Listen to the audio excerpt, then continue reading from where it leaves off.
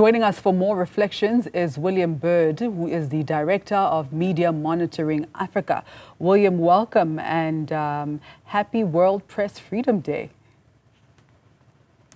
Good afternoon, and the same to you and all your colleagues. I noticed that it comes at the same time as I think Newzroom Afrika celebrated. Was it your 7th birthday? Earlier this week? Our 5th birthday. Thank you.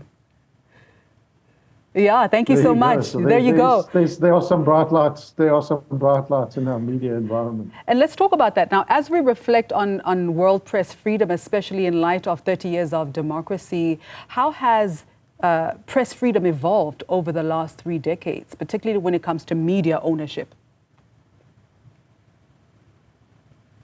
I think if you go back to where we were in 1994, the SABC was pretty much the major, if not close to the only show in town.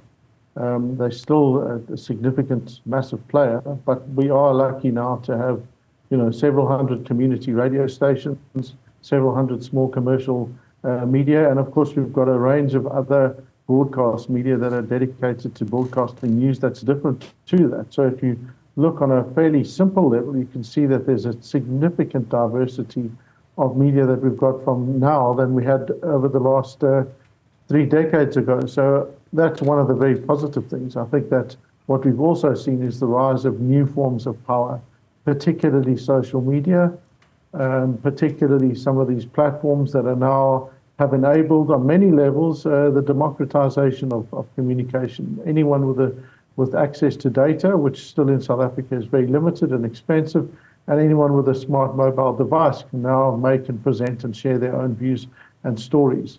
The flip side to that, of course, is that bad actors can do pretty much the same thing. And in as much as we now have almost unlimited information, the need for media, for journalism is even greater. Because there's so much information, we're now relying increasingly on news and journalism to actually help us understand what's going on. So their role has shifted from one of breaking the news to now helping verify, be accurate, and help us explain and understand what's going on in our society. And that's probably one of the single biggest shifts that we've seen over the last few decades. And now that you've got these giants there that are broadly speaking unaccountable, that have broadly speaking no vested interest in the affairs of our nation, it means that the role of news media, of journalists now is even greater than it was in 1994. So exactly how free is the media in South Africa, William? On many levels, it's very free. We've got an excellent judiciary in terms of precedents that has time and again reinforced the importance of media freedom.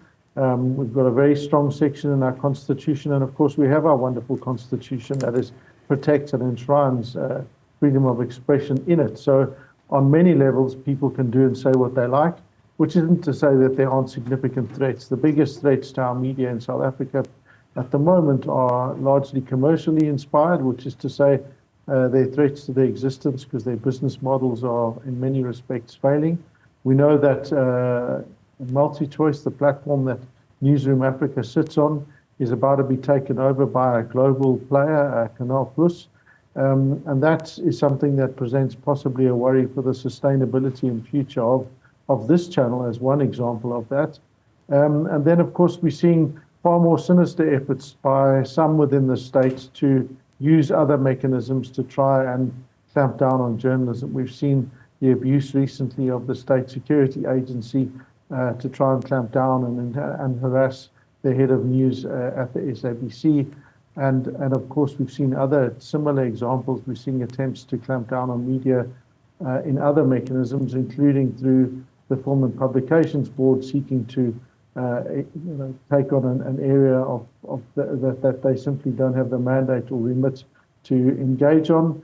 And so they're very worrying elements, but again, there's some very good things. And of course, the third biggest risk is the fact that online abuse, particularly of journalists, which leads to a chilling of freedom of expression, is rampant, and there seems to be very little being done to rein that in. And where do we sit on the international scale? I mean, how do we fare in comparison to other countries? Developing countries, so we especially. are once again number 2 on the continent. second to Namibia. I think we've dropped a few places in the last release that I saw, which is a little unfortunate because I think on many levels we've done a lot to retain and protect freedom of expression. You know, we've seen efforts at snapsuits. So, you know, as a new democracy, and let's remember that we're only 30 years old. You know, many other countries on our continent have had independence far longer than we have. So as a new country, you know, the fact that we are doing that well and protecting and enshrining and continuing to enshrine media freedom is a really positive sign.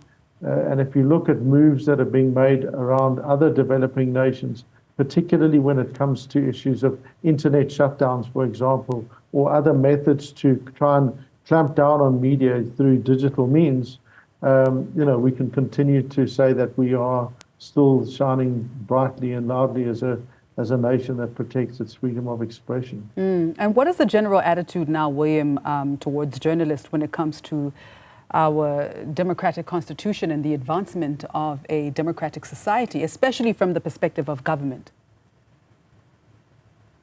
So, you know, on some level, government does come in for some unfair criticism. In terms of the fact that, you know, unlike many other states around the world that have made clear and overt efforts to deliberately undermine media freedom. If you look at the UK, for example, and the efforts that they've made to destabilize the public broadcaster, ours have been perhaps of a similar level, but more inept in their approach, certainly hopelessly incompetent on many levels, just to defund media, to particularly the public broadcaster. So I think that the state approach still is there in word to protect and promote media freedom. We did see a very positive move this year. We saw the abolition of criminal defamation from our statute books, which is a really positive move.